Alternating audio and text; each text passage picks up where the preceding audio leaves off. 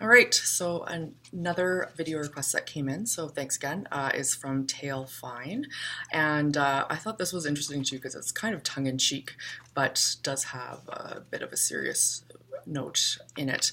The request was, shouldn't INTJs just date each other and bypass the whole flirting thing, like two scientists, deciding they are both strong, compatible partners? So that is something that is interesting for multiple reasons. So in previous videos, I've spoken to the fact that I am dating, married to, to someone who on paper is quite opposite of me. And I've talked to the positive and negatives that go along with it. However, I've always wondered about the idea of being with an INTJ when you are an INTJ. And I think I'm going to throw out some good and bad perceptions that I would see that could happen. Again, I'm not a psychologist or an MBTI professional, but from my personal mindset, the idea of two INTJs on paper would be making the most sense in the way that from especially the comments that I've been seeing in underneath the videos, there is an intuitive level of understanding and awareness of the experiences and where that person is coming from. So in a relationship, that could actually be very conducive to having a more seamless transition into in a dating situation. And I think with having two INTJs, there's that respect. There is unspoken value system that it doesn't take long for the other INTJ to catch on to and understand what that other partner is, what motivates them and what interests them, and what you can do as a partner to help them go towards that success, because both of you would be in the similar mindset where you want to make the best version of both yourself and your partner. So I think that would be a very positive thing. Plus, neither of you are really interested in being in the spotlight, so you're having very potential similar dating activity interests. So you would be able to quickly know that you and your partner are satisfied on the type of activities that you choose to do together, as opposed to wondering whether or not that other person's bored, or whether or not you're bored. This way, it is something that it's also, there's a trust that any sort of thing that was a disconnect would be verbalized to the other party, and therefore have that quality of a relationship that would make it more potentially solid and meaningful.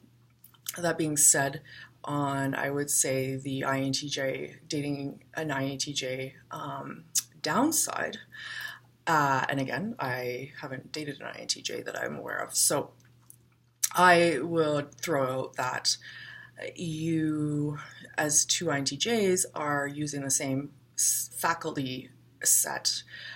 For the most part, everyone's unique, but for the most part, you're coming at the world in a similar type of direction where you're both very motivated, you're driven, you are always looking for optimization and improvement in yourself and others. So when, say, another personality type is brought in the mix, they would potentially bring out a new side of you and open yourself up to a new awareness that you wouldn't be exposed to if you are using the same skill sets to come at making sense of the world, as in having two INTJs. The other thing too is there is a lot of interest in almost going outside the comfort zone, I guess, when you are dating a person that is coming from that different vantage set. So you are living with the lack of 100% security that you guys are coming from the same side of things. And that can be exciting, especially for someone who is looking to explore multiple new avenues that are out there.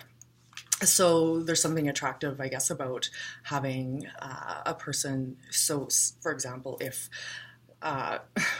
if an INTJ actually wants to date an ENTJ or any of the extroverted types, well, I guess it would be kind of exhausting, but that being said, you would be seeing a different type of the way the world perceives this individual. So you're able to see up close and personal a new filter and analyzing how the world reacts and responds to someone that is different than you. So I take that with a grain of salt. I think, again, coming down to individuals, everyone is unique regardless of whether or not they're the same MBTI type. So I'd be interested to hear. I know there is quite a few viewers that have either INTJ and INTJ relationships, INTJ, INTP, or the opposite type thing that